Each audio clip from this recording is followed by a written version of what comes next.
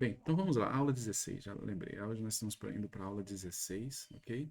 Primeira parte. Então, nós continuamos nessa nossa grande aventura de aprender a programar versus aprender a linguagem C, ok?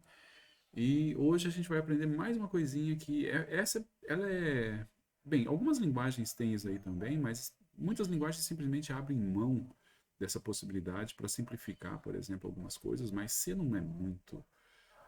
Você não gosta muito de simplificar, né? E aí tem mais uma coisinha que a gente tem que aprender que pode ser importante na hora que a gente está programando. O Gustavo vai ajudar aqui. Então, o que nós vamos aprender hoje? Hoje nós vamos aprender sobre curto-circuito, certo? Chamado de curto-circuito.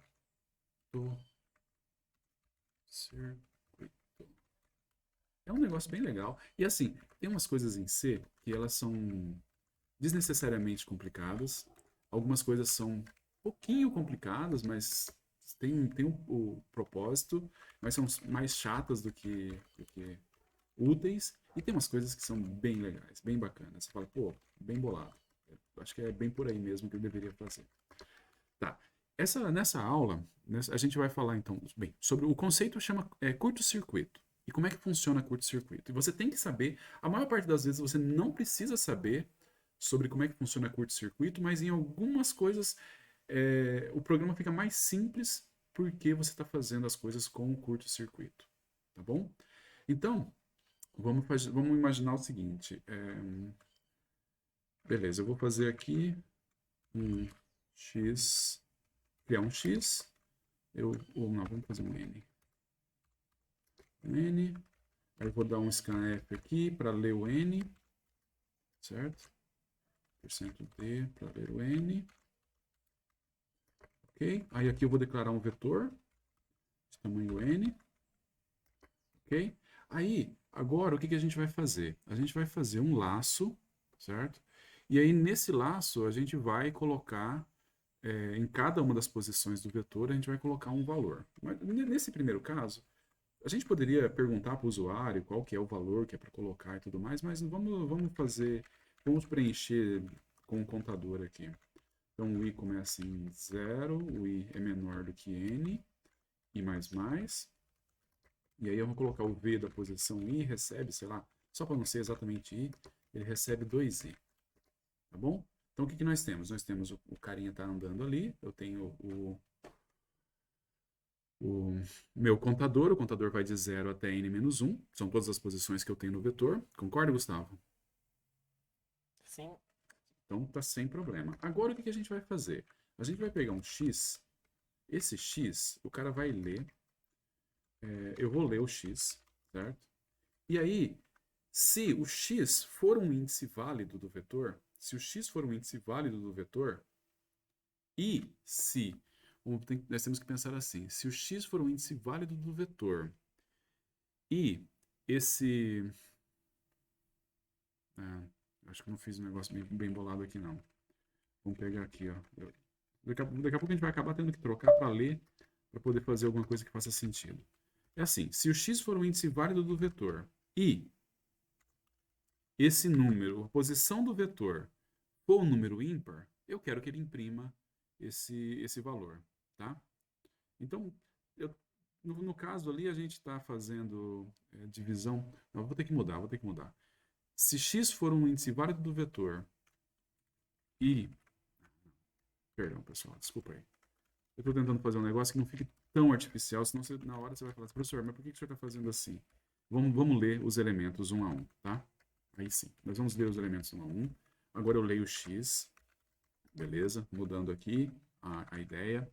E agora é assim, se o x for um elemento válido do vetor e esse elemento ele for par, por exemplo, a gente vai imprimir o valor desse elemento. Tá? Se x for um elemento válido, for uma posição válida do vetor, e o valor de v nessa posição for par, a gente imprime.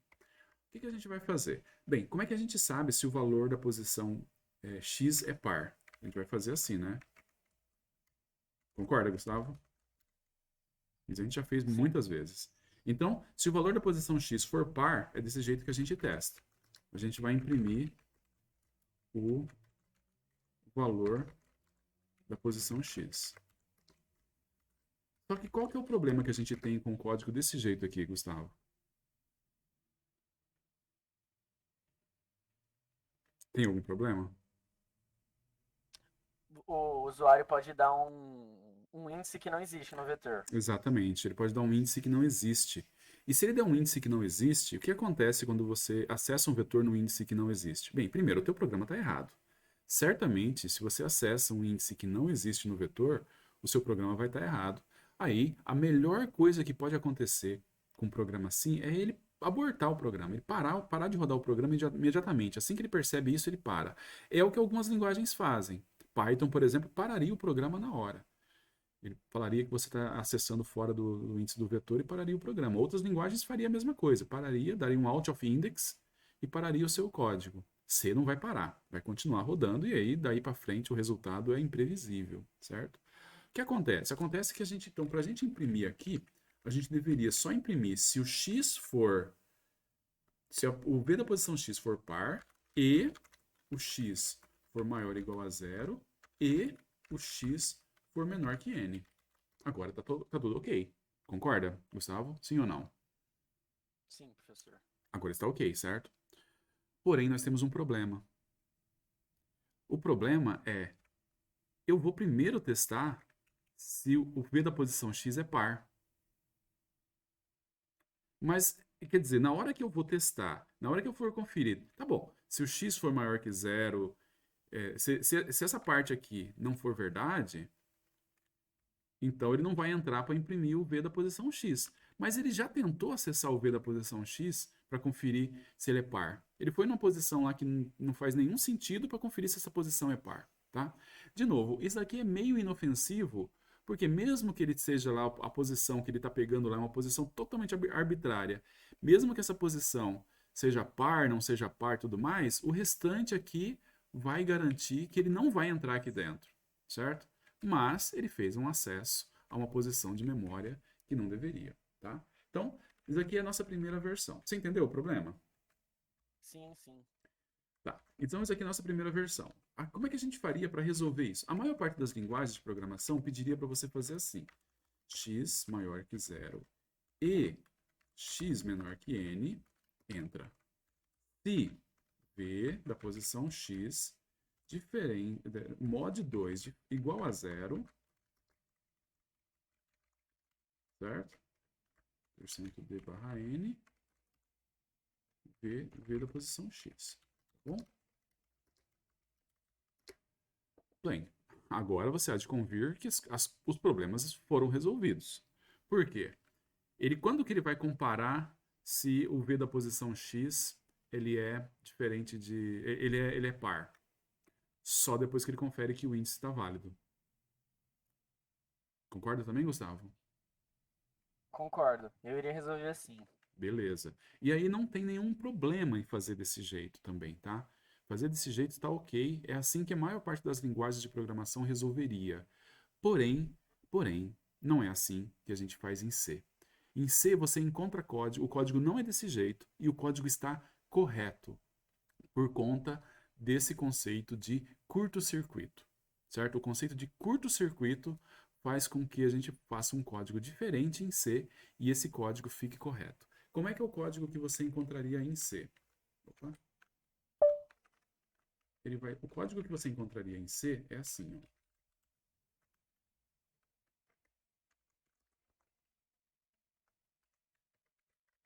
Desse jeito, tá?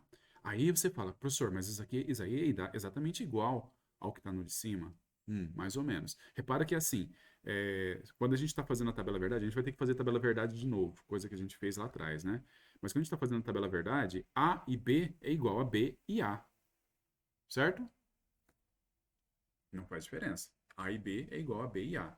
A ou B, quer dizer, a ordem dos fatores não altera o resultado, ok? Porém, o conceito de curto-circuito que a gente tem em C faz com que você tenha um comportamento diferente nesses casos, tá? Como é que a gente entende qual é esse comportamento? A gente tem que fazer tabela verdade agora, tá? Vamos fazer uma tabela verdade rapidão aqui. Nós vamos fazer A, eu vou colocar B, A e B, certo? Você lembra de tabela verdade, Gustavo? Sim. Então vamos Sim. pegar 0 para ser falso, né? 0, 0. Qual que é o resultado? 0. 0. Vamos pegar 0 e 1. Qual que é o resultado? 0. 0. Vamos pegar 1 e 0. Qual que é o resultado? 0. 0. E vamos pegar 1 e 1. E qual que é o resultado? 1. 1. Beleza. Essa é a tabela verdade quando você tem A e B. Ok? Quando você está usando os valores lógicos ali, 0 é falso, diferente de 0 é verdadeiro, tá bom? Ok, o que a gente consegue observar nessa tabela verdade? Nós conseguimos observar nessa tabela verdade que se eu sei o valor de A e o valor de A é 0, eu já sei o valor da expressão toda, concorda? Sim. Certo? Se eu sei o valor de A e o valor de A for 0, eu sei que a expressão toda dá 0. Então, a ideia de curto-circuito é assim. Você tem uma expressão, essa expressão ela tem alguma coisa e alguma coisa, nesse caso aqui tem três partes, né? Tem alguma coisa e alguma coisa e alguma coisa, certo? Então, como que isso daqui vai ser analisado?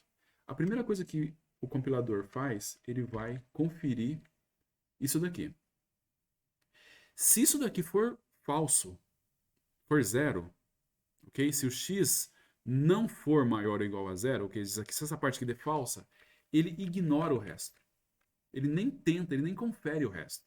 Por isso que a gente chama de curto-circuito.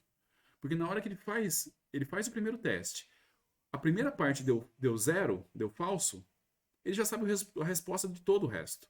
E ele não executa o resto. Ele não executa, ele não testa o resto.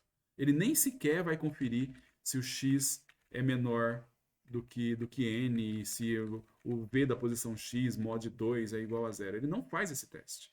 Ele simplesmente faz um curto-circuito aqui. Esse primeiro teste é zero, beleza? Então abandona o restante e bola para frente. E aí ele vem, Uai, diga, e se lá para frente tivesse um OR? Ele também nem leria, ele já cancelaria por ali nós mesmo no end. vamos fazer de novo, né? Vamos fazer com OR também. Aí as coisas, assim, sempre a gente consegue achar a resposta para isso, tá? Sempre a gente consegue achar a resposta do que ele vai fazer. De novo, é aquela história. Se você tiver uma expressão muito complicada, cara, talvez você esteja indo pelo caminho errado, tá? As expressões elas têm que ser simples para você bater o olho e conseguir ter a intuição do que está acontecendo, tá? Mas a gente consegue dizer o que vai acontecer se tiver um OR, e a gente vai ver isso daqui a pouquinho, tá? Mas vamos lá. O que a gente tem aqui? Primeiro, no else a gente tem o De Morgan daquele cara ali de cima. Muda alguma coisa o fato de ter feito um curto-circuito? Não, não muda nada. Não. Porque quando eu chego aqui, ou foi porque a primeira parte ela era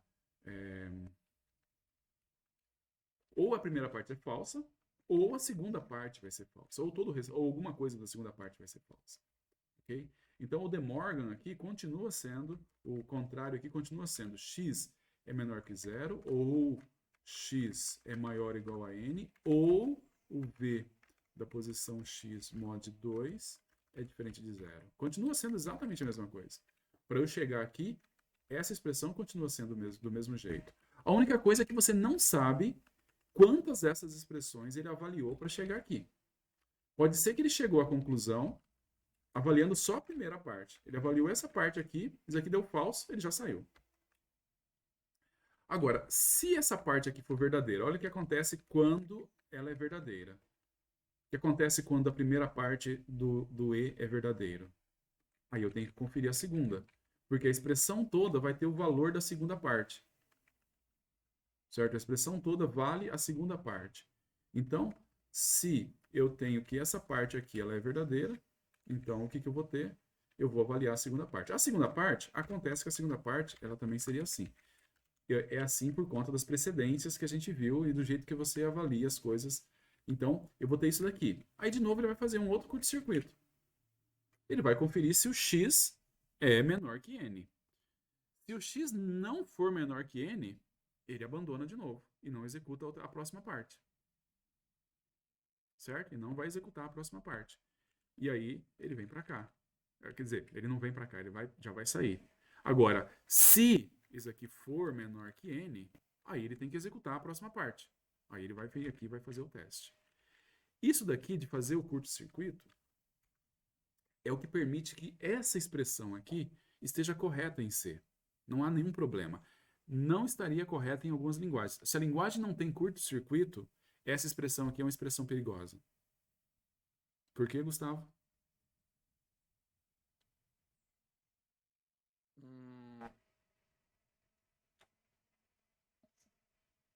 Não, porque no final ele vai acabar acessando uma coisa que não existe. Exatamente. Aí a linguagem ela pode retornar erro, ou então Ou você dá vai estar acesso. acessando um lugar da memória que Exato. não era para você estar acessando. Exatamente, exatamente. Na verdade, o ponto é exatamente esse. Se a linguagem não tem curto-circuito e você faz desse jeito aqui, o teu programa é frágil, porque você pode estar acessando uma posição de memória que não existe, que você não deveria estar acessando, certo? O que você vai fazer com essa posição de memória? Faço ideia. Mas normalmente os hackers são eles são bem criativos em fazer coisas quando eles descobrem que eles têm acesso a partes que eles não deveriam ter acesso, entendeu? Agora, numa linguagem com curto-circuito, tem várias linguagens que tem. Numa linguagem que tem curto-circuito, tudo bem, não tem problema. Essa expressão aqui, ela está totalmente correta pelo curto-circuito da linguagem, tá bom? Vamos parar a gravação para não ficar muito longa.